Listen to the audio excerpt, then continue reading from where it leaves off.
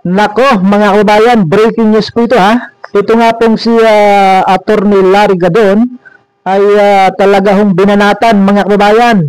Binanatan po ni Attorney Larry Gadon ito pong si Manang Amy Marcos patungkol po doon sa mga aligasyon, mga paratang, mga sinabi ni Manang Amy Marcos na ito daw hong ating presidente ay gumagamit po ng ipinagbabawal na gamot at dulong po sa droga, mga babayan. So ngayon ay talaga hong binakbakan, ha? Hindi po pinaligtas nitong si Larry Gadon at talagang dinurog-durog itong si Senator Amy Marcos. So ito po, mga bayan, pakinggan po at panuorin po ninyo. Pero bago ang lahat, magandang umaga, magandang araw po muna sa lahat po ng mga nanonood sa iba't ibang panig ng daigdig, lalong-lalo na po sa mga kababayan po nating mga OFW. Ayan, ingat po kayo dyan, mga bayaning OFW po namin. At patuloy po kayong nakikinig at nanonood. At patuloy po nating pag-uusapan itong mga isyong panlipunan. So ngayon ay hindi na po natin patatagalin, mga kababayan. Ito hong pagbanat, pagtira, mga birada nitong si Larry Gadon dito po sa kay Manang Amy Marcos patungkol po doon sa kanyang mga aligasyon, mga sinabi na hindi lamang po si Pangulong Marcos yung nag-aadik kuno, pati yung kanyang asawa na si First Lady Lisa Araneta Marcos, at pati maging yung kanilang mga anak na sina Sandro Marcos ay sinabihan daw po, sinabihan daw din at sinabi din pala na nag-aadik po itong mga anak ng ating pong Pangulong. So ito po si Attorney Larry Gadon, mga kababayan. Ismaya yung ginagawa ni Senator Amy Marcos na ito, na sinisira niya hindi si BBM kundi sinisira niya yung buong pangalan ng mga Marcoses.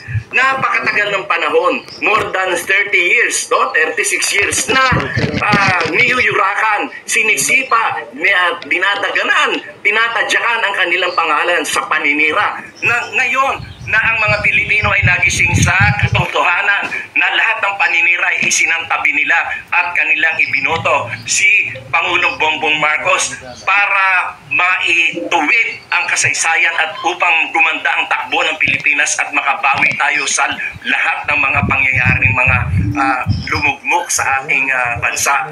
Ngayon ay sinisira niya. Sinasabi pa niya na nag-drug user daw si BBM at yang kaya pinakasalan ni Lisay upang maging matuwid ang kanyang buhay. Napakalaking kalokohan yan.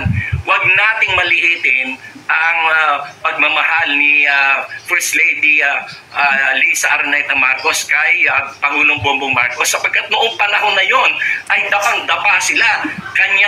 Talagang kanyang minahal ang ating Pangulo noong panahon na hirap sila. Noong panahon na niyuyurakan at tinatadyakan ang kanilang pangalan. At noong panahon na yon ay wala sa posisyon si Pangulong Bongbong Marcos. Noong pinakasalan siya, nilalait pa niya, panlalait pa yung ginagawa ni Senator Amy Marcos. Nasaan naman ang kanyang utak? Sana napunta ang utak mo, Amy? Kaibigan kita pero hindi ganyan dapat ang ginagawa. Sinisira mo yung pangalan ng buong pamilya nyo. Bakit? Kasi meron ka nahuhulinigan na yung iyong badman dyan sa DPWH ay malapit na raw kumanta. Sa aking pagkakaalam, sa mga media circle, ay malapit na kumanta yung iyong bagman dyan sa Ilocos, yung mga DPWH projects na yan. At sa aming narinig din na si Diskaya pala ay contributor sa campaign mo, na donors mo rin sa campaign mo. At yung hindi ka na pagbibigyan doon sa mga pwesto na gusto mong ipa-appoint. Kaya ikaw ay galit na galit sa iyong kapatid. Pero kung galit ka sa kapatid mo, dapat ay yan ay ipaglihim nyo lang sa inyong pamilya. Huwag mo idamay ang mga Pilipino, huwag mo idamay ang Pilipinas. Ngayon maninira ka, mag-destabilize ka ng gobyerno. Sinong pinapahirapan mo? Ang mga Pilipino. Yan ba ang dapat mong gawin? Dapat mo ba sirain ang ating bansa? Mag-isip-isip ka, Amy. Nasaan ang utak mo? At sinisiraan mo pa si BBM para ikaw ay makapagtakbo sa ticket ni Sara as Vice President. Yan pala ang plano mo, ha? Na magtumakbo kang Vice President kay Sara. Nasaan na? Nasaan ang lohika mo? Nasaan ang iyong isip na punta? Ha? Kinakampihan mo ang mga mamamatay tao, ang mga magnanakaw, ang mga korap. Hindi lang korap na sobrang corruption ang ginawa niya din lang sa flood control project. Kung hindi pa dahil kay BBM, hindi mabubunyag yan. Tapos ngayon, ikaw pa ang kumakampi sa mga magnanakaw. Ano ka ba? Pambihira ang utak mo, Aimee. Hindi ko malaman kung saan mo nakuha yung utak mo. Si Sara, walang kapanapanalo yan sa pagka-presidente. Kayo lang ang nagsasalita ng ganyan sapagkat kinukondisyon nyo ang isip ng mga Pilipino. Dahil takot na takot kayo, takot na takot ang mga Duterte at ang kanilang mga tauhan na sangkot sa mga corruption. Takot na takot kayo na kayo ay makukulong na. Kaya iyan ang inyong pinagsisintir. Kaya kayo ay kinakalaban at binabagsak nyo ang gobyerno ni BBM.